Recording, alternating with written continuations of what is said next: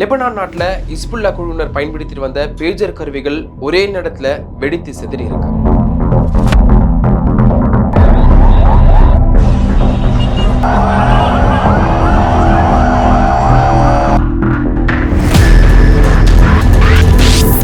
இதுல ஒரு சிறுவன் உட்பட 9 பேர் உயிரிழந்திருக்காங்க. இது மட்டும் இல்லாம 4000க்கும் மேற்பட்டோர் படுகாயமும் அடைஞ்சிருக்காங்க.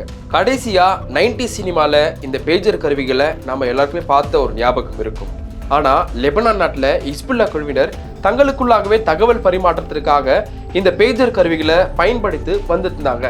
இந்த சூழல தான் அந்த நாட்டுல மிகப்பெரிய சைபர் தாக்குதல் நிகழ்த்தப்பட்டு பேஜர் கருவிகளும் வெடிக்க வைக்கப்பட்டிருக்கு. சரி, பேஜர்னா என்ன அப்படின்னா ரேடியோ ஃப்ரீக்வன்சி சிக்னல் மூலமா இயங்கக்கூடிய வயர்லெஸ் டெலிகம்யூனிகேஷன் டிவைஸ்னு சொல்லப்படுது. இது 1 வே 2 வே வாய்ஸ் பேஜர்னு 3 வகை பேஜர்களும் இருக்கு. டெக்னாலஜி மாற மாற பல டிவைசஸ் இருந்தாலும் இன்னும் பல பகுதிகளில் இந்த பேஜர் டிவைஸ் பயன்படுத்திட்டு தான் வராங்க. இதுக்கு காரணம் என்ன அப்படின்னா இந்த பேஜர் கருவிகளில் யூஸ் படுத்தப்படக்கூடிய பேட்டரியோட ஆயுட்காலம் ரொம்ப அதிகம்னே சொல்லப்படுது. ஒரு முறை நீங்க சார்ஜ் பண்ணீங்க அப்படின்னா இந்த பேட்டரியோட சார்ஜ் ஒரு வாரம் கூட நீடிக்கக்கூடும். பேஜர் டிவைஸ் மூலிமா நீங்க கம்யூனிகேட் பண்றது ரொம்ப சேஃப் அண்ட் செக்யூர்னு சொல்லப்படுது. சிக்னல் கிடைக்காத இடங்கள்ல அது மட்டும் இல்லாம ஹாஸ்பிட்டல்ஸ்ல இந்த pager device உபயோகப்படுத்தப்படுது.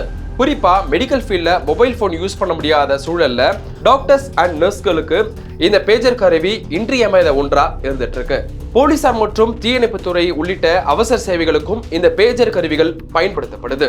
America, Canada, Britain, Japan போன்ற நாடுகள்ல இந்த பேஜர் கருவிகள் இன்னும் பயன்பாட்டில் தான் இருக்கு. இது தவிர பல நாடுகள்ல சுகாதாரத்துறையில பேஜர் கருவிகள் பயன்படுத்தப்படுது.